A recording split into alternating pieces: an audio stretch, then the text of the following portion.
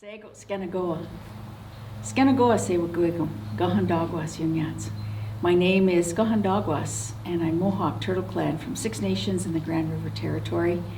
I am so grateful to be here with you today and to be with my beautiful sister, Banaconda.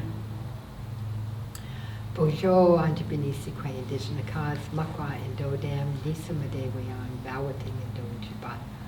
My name is Thunderbird Eagle Woman. I come from the Bear Clan, and I come from the place of Rapids, which is Sault Ste. Marie on the shores of the Great Superior. So today we want to welcome you to the Lodge of Soul of the Mother, and it's on the shores of the Grand River at 6 Nations, and we have the real privilege of sharing some teachings with you about summer solstice. And I'll ask Banaconda if she'd like to start first. Oh, I always think the Haudenosaunee should start first. Such a good guest. We're right here on your territory. Oh, thank you. So when we think about the sun, we go back to the time in our creation story when it was life in the sky world. And so everything that was there in the sky world is mirrored here on the earth. But in that creation story, there are individuals like Sky Woman, like her mother, like her uncle, who was a protector and a teacher for her, and many, many others within the community. When Sky Woman fell through that hole in the sky and came to the earth, she fell head first through darkness. And as she was falling through darkness, she felt such a time of despair and loneliness and fear, coming into a place that she was not aware of, didn't have any frame of reference for it. And you know, today when we think about some of the challenges that we're going through in this time of the pandemic, we've all felt those same feelings. But there was a spark of light, and she looked and found that spark of light, and it gave her hope. And she started to put her feet down first and fall in the light of the comet. And some people call that comet the Blue Dragon. Yeah. Other people, will call it different names. But however, that comet gave her the light that she needed to be able to come to this world, which was then covered with water. And as creation unfolded here with the daughter that she bore while she was here on the earth, and that daughter bringing a set of twins into the world, 2 boys who helped the Creator with the whole process of creation here. What we understand was that her elder brother, the sun, his name originally was Earthquake, and so he was still in the sky world. So when all that whole process of creation was unfolding here, one of the twins called out and said, "Elder brother sun, come to the earth and be part of everything that we are here. to bring your light into the world. Prior to that, there were sunflowers that were really beautiful and giving off a lot of light. But as the work of the twins became really strong here on the earth, there was great abundance and life was thriving. And they understood that it wasn't enough light that was going to come from the sun, so they had to ask for additional help. And so they called out, and elder brother, the sun, was given his final duty to walk across the sky every single day, never failing in his duty to bring medicine, light to the world. And so in this summer solstice time, there are Indigenous people all over the world who celebrate this longest day of the year and celebrate the sun highest in the sky for the longest period of time. Celebrate a time when the earth is thriving, when the earth is really abundant, and where everything that we've prayed for in this cycle is coming to its fullness and fruition. And so we're so grateful at this time of year to celebrate those solstice ceremonies.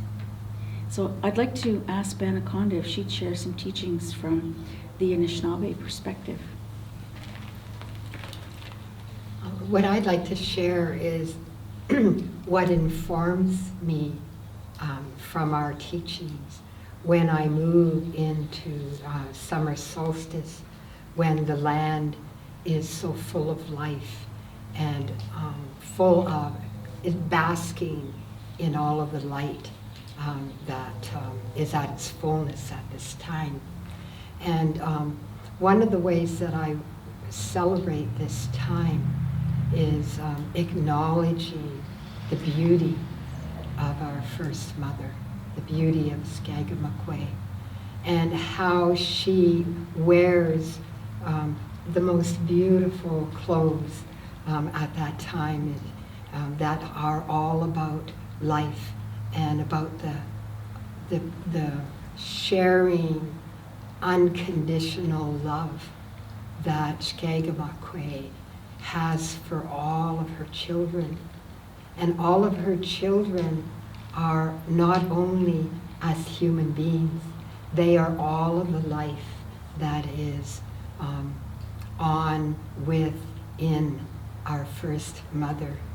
And I think about her and all that she has just given me, and what I experienced from her as a young child, running, free and barefoot on her in this time, and how much I looked forward to my favorite indication about solstice and about this time was that berry, that strawberry, how she made her appearance here, and how beautiful her first coming was with those beautiful white flowers that hug the earth.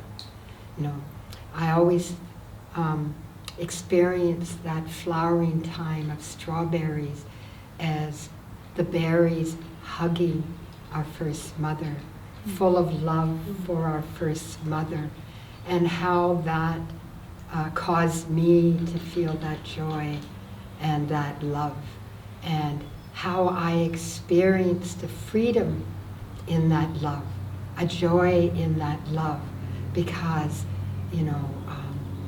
I didn't have to wear a lot of clothes, and I often got to shed my shoes, although perhaps not, I wasn't supposed to do that much, and putting my feet in the cold water of Lake Superior that was ice and that remains cold throughout the summer, but it's especially cold at that time.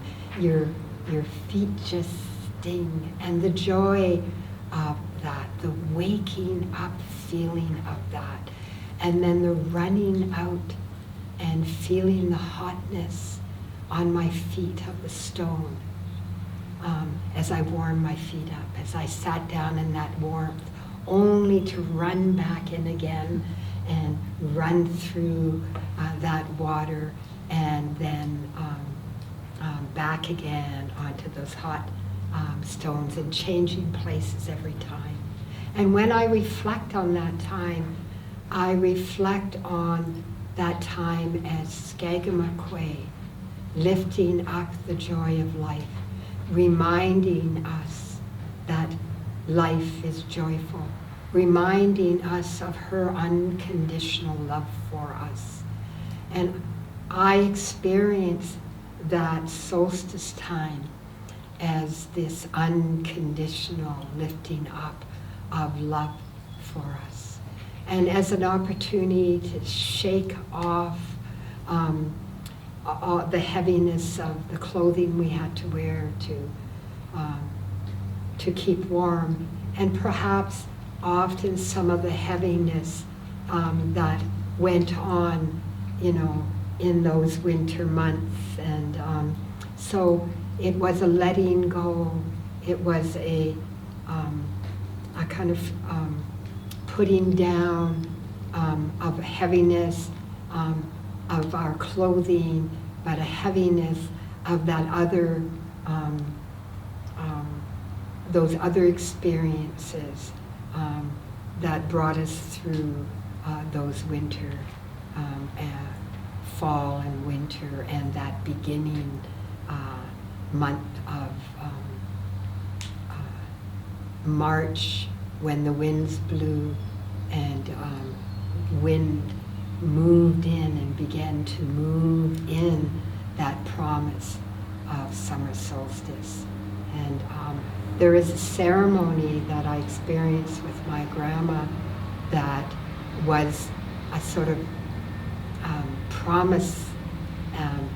We experienced that joy when we went out at the right time. She'd bring us out when that wind was high, and we'd take out the braids from our hair, and we'd put our hair up, and we used to stand up like this, with our coats down on our in our elbows, and she'd instruct us, go out, step out more. She'd only step on the veranda.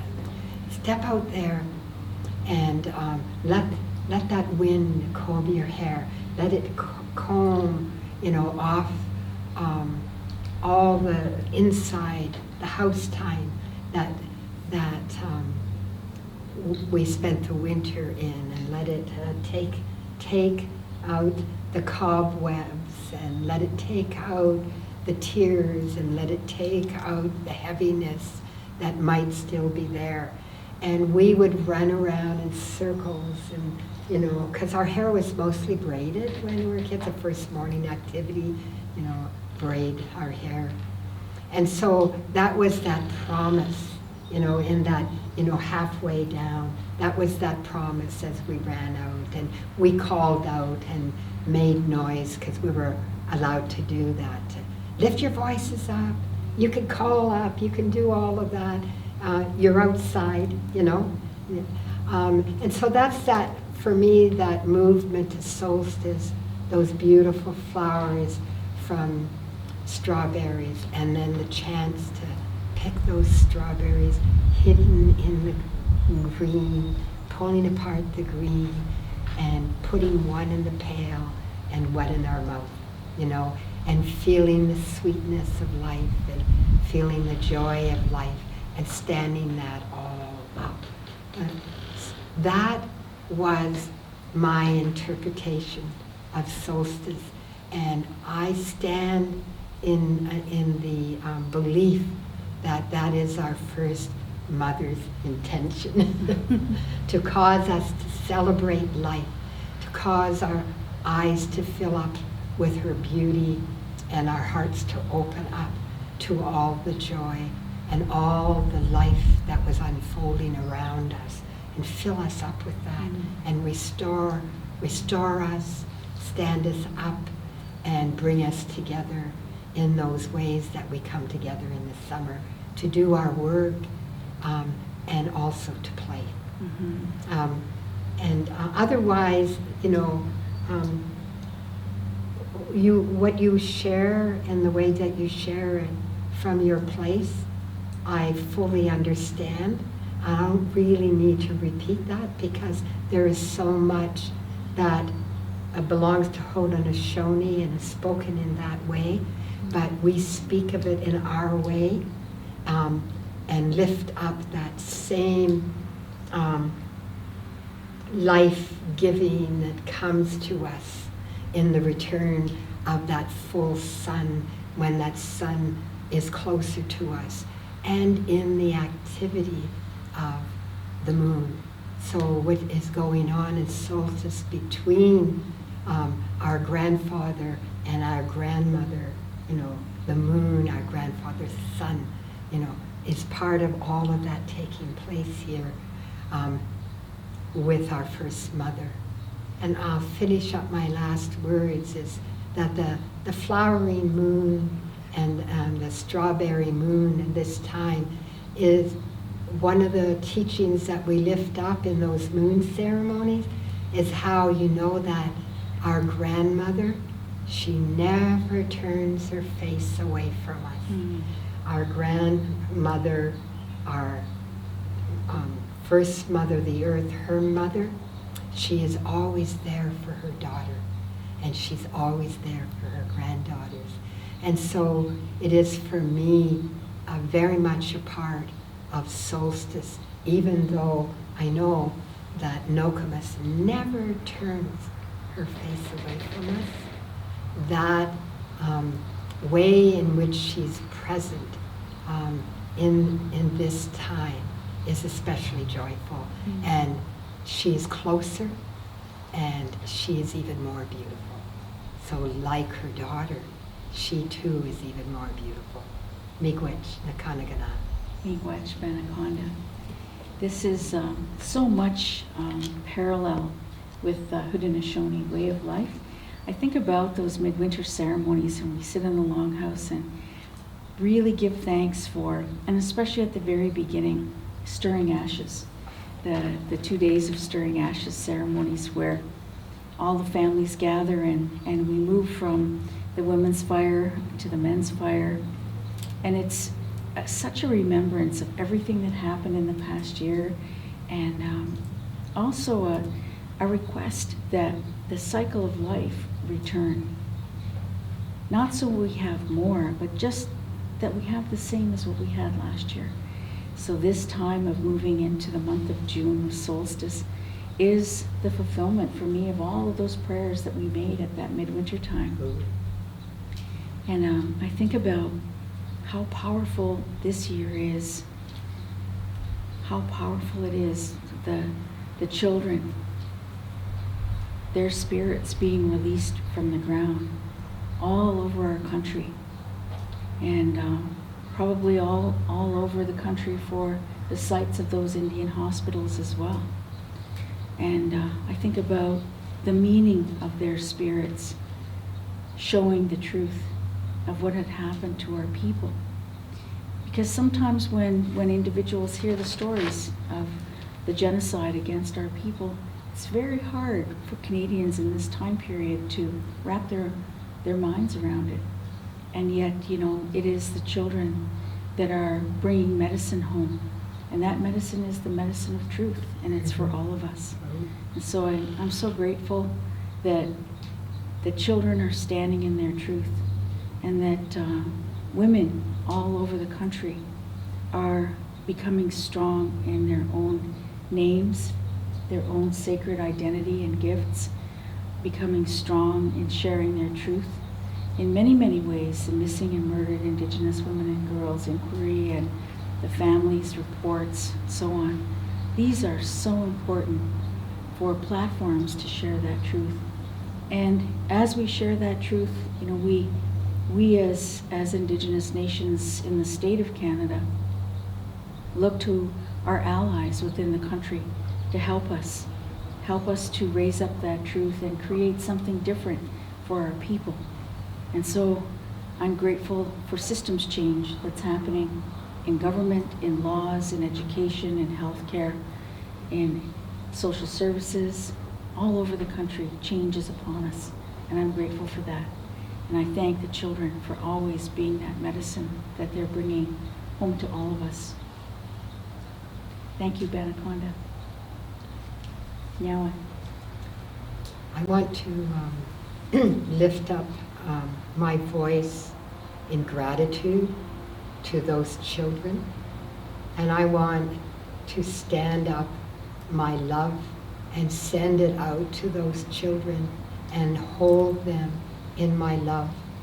And I'm hoping that we can do that together, to send that love and hold those children in a sheltered way.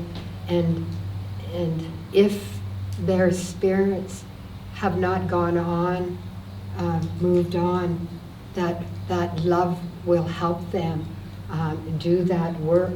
Now that they have done this hard work for us in lifting up this beautiful truth, my desire as Noka, my desire as a mother, is to hold those children in love and to put our tobacco down, to lift up our prayers for them, and to do what we can to help them leave that place and carry on with their journey and be in that spirit place and enter the arms of that all spirit place, which will, I know, be a place of love. I am shaken, even though I grew up with this truth and I grew up with these stories. And I am grieving, and I am grateful. I am grateful that this truth is undeniable. And I asked that all of the children that left this way across Turtle Island into the States and Central and South America and Hawaii and Australia and all of those places that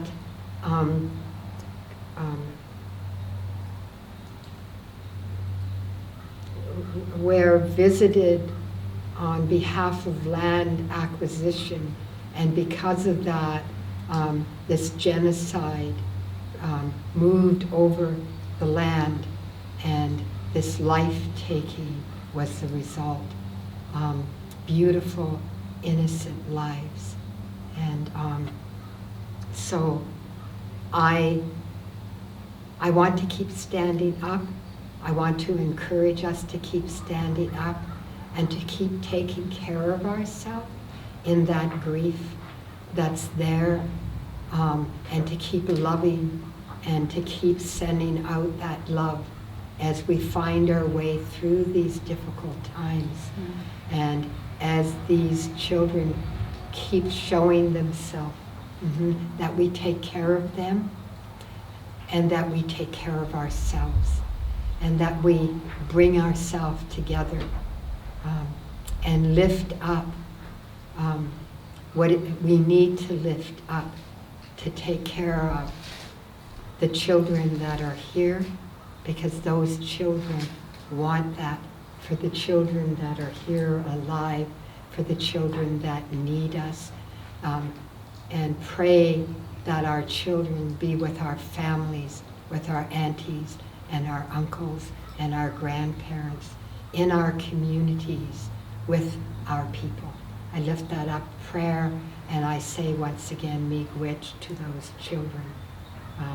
And I will always remember you and give thanks for you in my prayers. Miigwech. Oh, miigwech. So today we send out infinite love across the face of Mother Earth to all those children, to all the families, to their communities and to their nations. And we say that we hold you up in that spirit of love at our sacred fires, in our lodges, in our longhouses, in our teepees, in our sun dances, in all of the ceremonies that we offer, and especially individually each day as we rise with the sun and we give our thanks and our gratitude to Songwe Adiso, our Creator, for the beautiful gift of life that we have and for the continuance of life. Nyawa. Yeah. Miigwech. Miigwech.